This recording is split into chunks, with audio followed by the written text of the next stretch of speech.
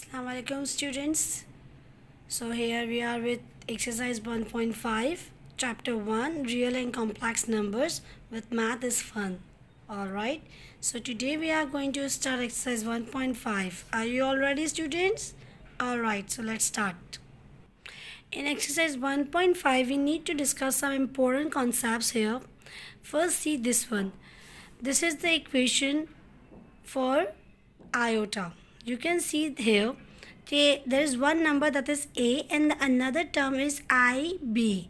Here I represents iota. Alright, I represents iota, which is an imaginary number. Always remember I is an imaginary number. Okay, so here we will assume it that here in this equation always the first term is the real part. The first term, that is a, is the real part, and the second term, that is b with the iota, the term with the iota is called the imaginary part.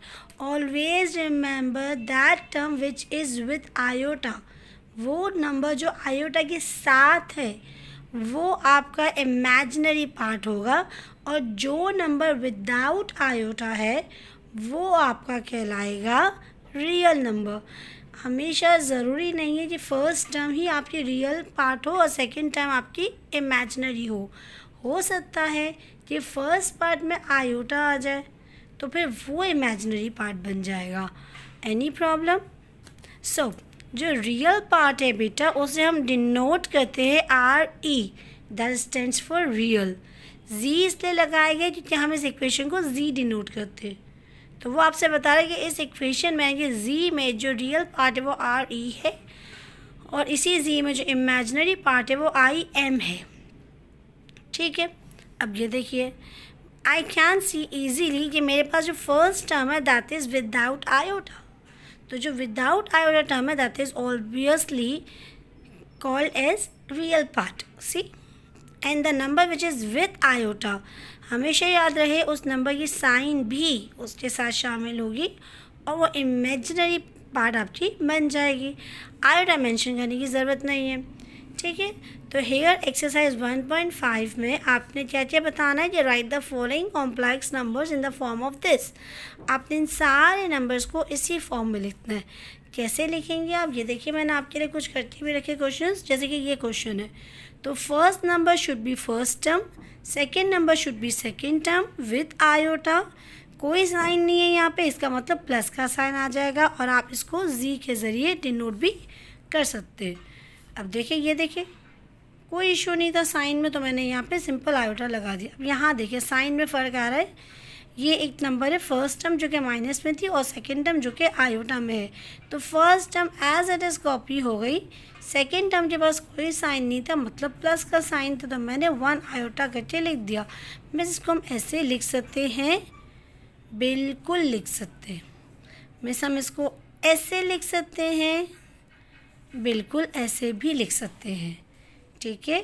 अच्छा, एक सवाल ये आता है कि अभी थोड़ी देर पहले हमने डिस्कस किया अगर आयोटा पहले आ जाए और ये नंबर बाद में आ जाए तो यहाँ कैसे पता चलेगा कि ये फर्स्ट टाइम आपकी विदाउट आयोटा वाली है. बेटा नॉर्मली स्टैंडर्ड यही है कि आपने यही इमेजिन करना है कि जो फर्स्ट टर्म है वो आपकी रियल पार्ट है और जो सेकेंड टर्म है वो आपका आयोटा है. अगर किसी केस में आयोटा फर्स्ट टर्म में आ जाए तो वो एक अलग केस है, अदरवाइज़ नॉर्मली हमने यही एज्यूम करते हुए चलना है. ठीक है, अब इसका दूसरा क्वेश्चन देख लेते हैं. इसमें आपने यही बताना है कि इसका इमेजिनरी पार्ट कौन सा है और रियल पार्ट कौन सा है. अब देखिए इसमें एज सच कोई मुश्किल बात नहीं है. यहाँ देखिए -5 और 6 है, यहाँ पे आपको आयोटा की फॉर्म में नहीं गिवन है, बट आप इसको आयोटा की फॉर्म में कन्वर्ट कर तो सकते हैं. तो कन्वर्ट करने के बाद आप इजीली बता देंगे कि -5 is your real part and 6 जिसके पास कोई साइन नहीं है क्योंकि तो ऑब्वियसली वहाँ पे प्लस का साइन है, तो +6 इज़ योर इमेजिनरी पार्ट. ठीक है. अब यहाँ नीचे देखिए पार्ट नंबर 5 में यहाँ पे मुझे नज़र आ रहा है जो फर्स्ट टर्म है उस पर -3/4 है. तो भले जो भी साइन है आपने एग्जैक्टली यही मेंशन करना है कि real part is -3/4 and imaginary part is minus minus plus. Imaginary part से पहले जो भी साइन है एक एक को ऑब्जर्व किया जाएगा. तो minus minus will become plus, तो जो imaginary part is plus 4/5. Okay, now moving towards the next concept, that is conjugate. Conjugate क्या होता है? कॉन्जुगेट में अगर आप देखें तो आपने सिर्फ ये करना है कि आपने कॉन्जुगेट में भी just change the sign of the imaginary part, कि आपने सिर्फ और सिर्फ अपने इमेजिनरी पार्ट की साइन चेंज करनी है.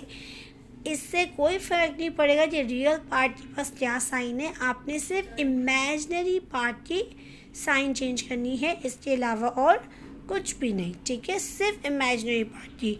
ये देखें बेटे, ये आपका मुझे साफ नज़र आ रहा है, ये रियल पार्ट है क्योंकि विदाउट आयोटा है, और ये विदाउट इमेजिनरी पार्ट है.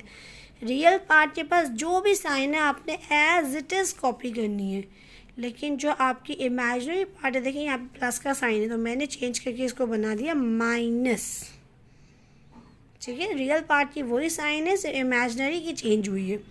अच्छा, ये बार्स क्यों लगाया गया मिस? ये हमने कॉन्जुगेट के लिए लगाया गया है. जब हमने दोनों तरफ बार्स लगाए तो अब तक कॉन्जुगेट नहीं हुआ था. जैसे आपने साइन चेंज की कॉन्जुगेट हो गया, तो अब आप यहाँ से बार हटा सकती हैं. मिस यहाँ से क्यों नहीं हटाया? क्योंकि ये बात शो कर रहा है कि कॉन्जुगेट हो रहा है. ठीक है, ये आप साइन चेंज नहीं कर सकती, यहाँ बार के थ्रू एक्सप्लेन करिए कॉन्जुगेट किया है हमने. ठीक है, ताकि सामने वाले को पता चले कि ओरिजिनली इमेजिनरी पार्ट की ये साइन नहीं थी, लेकिन हमने कॉन्जुगेट किया है इसलिए हमने साइन लगाई है. याद रहे, जब तक कॉन्जुगेट नहीं किया था तब तक बार लगाया है. जिस स्टेप पे आपने साइन चेंज की तो बार हट गया. ठीक है, सेम ही है. देखो, रियल पार्ट की sign as it is copy हुई है, लेकिन जो इमेजिनरी पार्ट है उसकी साइन आपने चेंज कर दी. ठीक है,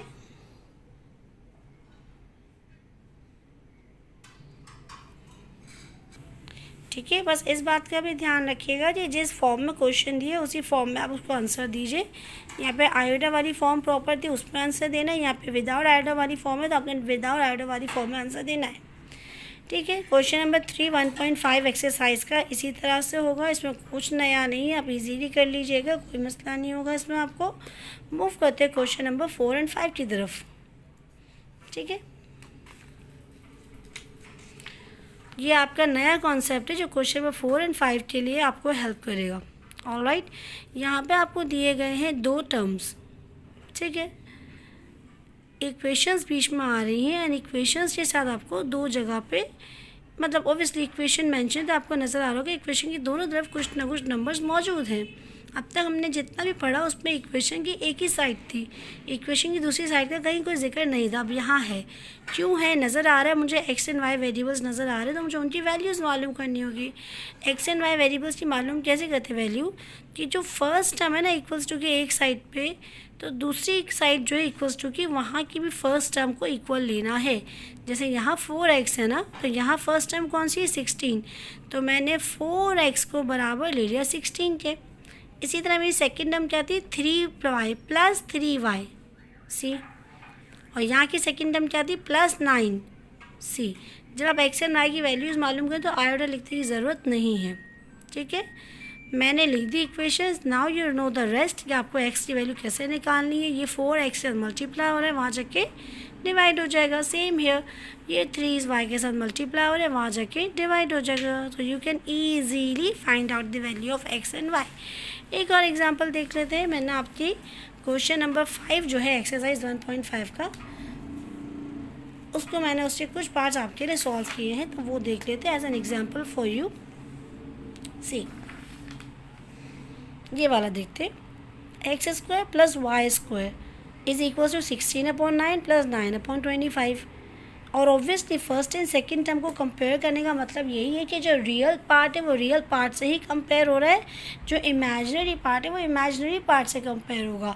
अगर सीक्वेंस चेंज हो जाती है तो आपने इस बात का ख़ास ध्यान रखना है कि इमेजिनरी को इमेजिनरी के ही इक्वल्स करना है, रियल पार्ट को रियल पार्ट के ही इक्वल्स करना है. ठीक है, अब यहाँ देखिए फर्स्ट टर्म थी एक्स स्क्वायर जो कि रियल है, आयोटा नहीं है यहाँ पे, और यहाँ की भी फर्स्ट टर्म है 16/9 जिसमें आयोटा नहीं है, मतलब ये भी रियल है. तो इन दोनों को मैंने इक्वल्स कर दिया, x square is equals to 16/9. इसी तरह i y square and 9/25 i, दोनों में आयोटा है, दोनों इमेजिनरी टर्म्स है, तो दोनों को इक्वल्स कर देंगे.